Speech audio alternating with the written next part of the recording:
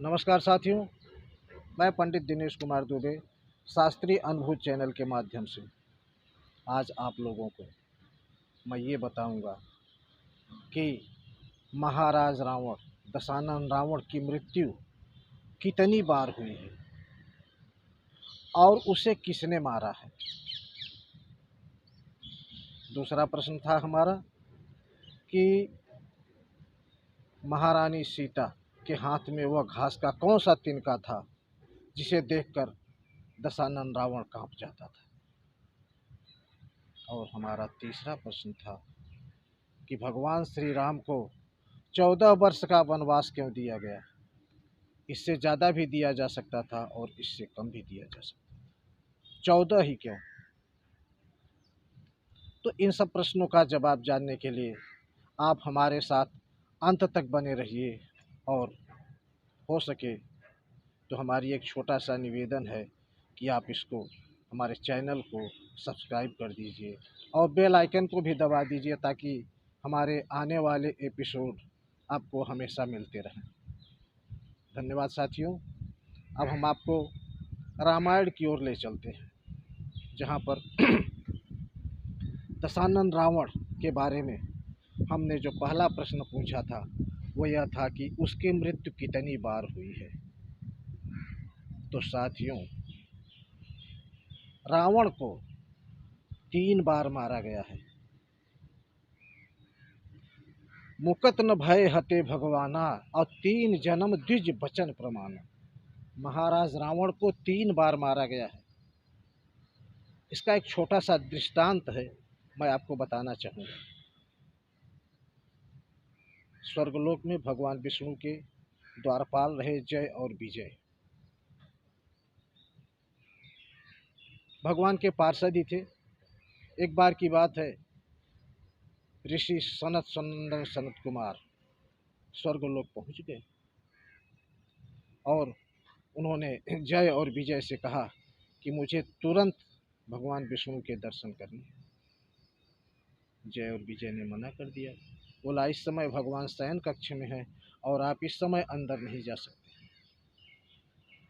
बहुत आग्रह करने के बाद भी जय और विजय ने जब नहीं जाने दिया तब ऋषि क्रोधित हो गए और उनको श्राप दे दिया कि जाओ, तुम दोनों भाई 3 जन्म तक राक्षसी रहोगे।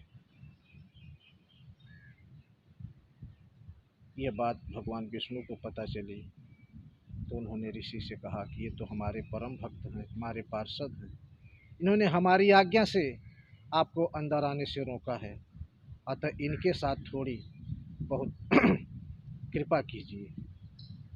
तब उन्होंने कहा कि भगवान, ये राक्षस योनि में महाबली राक्षस पैदा होंगे और तीनों बार आपके हाथ से मारे जाएंगे और तीसरी बार ये मुक्त हो जाएंगे, फिर इनको जन्म नहीं लेना पड़ेगा। तो साथियों, पहली जन्म में हिरणाक्ष और हिरण्यकश्यप के रूप में पैदा हुए,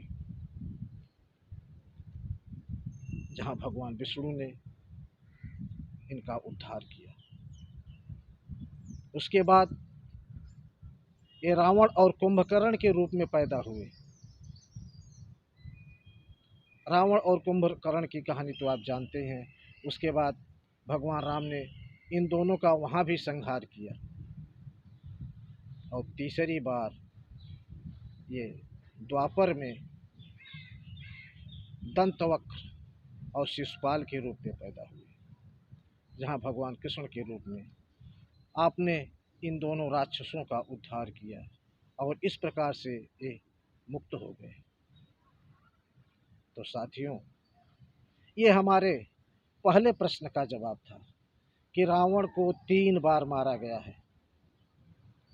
और ये रामचरितमानस में लिखा भी है कि मुकत न भय हते भगवाना 3 जन्म द्विज बचन प्रमाना। 3 जन्म ब्राह्मण का ऐसा वचन था, ऋषि सनत कुमार का ऐसा वचन था।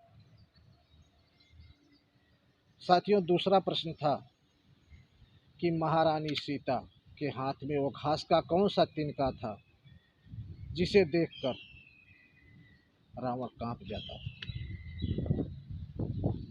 तो साथियों, मैं आपको बताऊं, वह घास का तिनका जो था, कुश का एक तिनका था।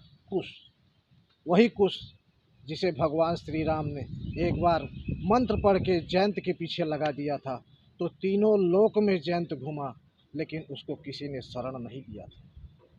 वो घास का तिनका, वो कुश का तिनका, उसको वही सोच कर रावण कांप जाता था।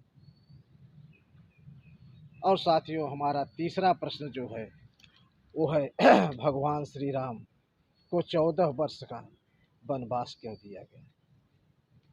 तो साथियों, मैं आपको बताऊं कि त्रेता युग में एक परंपरा रही कि यदि राजा को 14 वर्ष के लिए देश से निकाला कर दिया जाए तो वह फिर राजा नहीं बन सकता। इसलिए कैकेयी ने 14 वर्ष का वनवास मांगा था। और द्वापर में यही प्रथा 12 वर्ष की थी। 12 वर्ष में द्वापर में ये प्रथा थी कि 12 वर्ष यदि कोई राजा देश निकाला कर दिया जाता है तो उसे फिर राजा नहीं बनाया जा सकता है।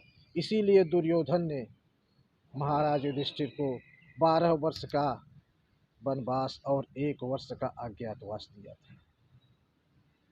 धन्यवाद साथियों।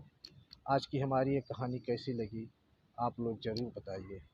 धन्यवाद।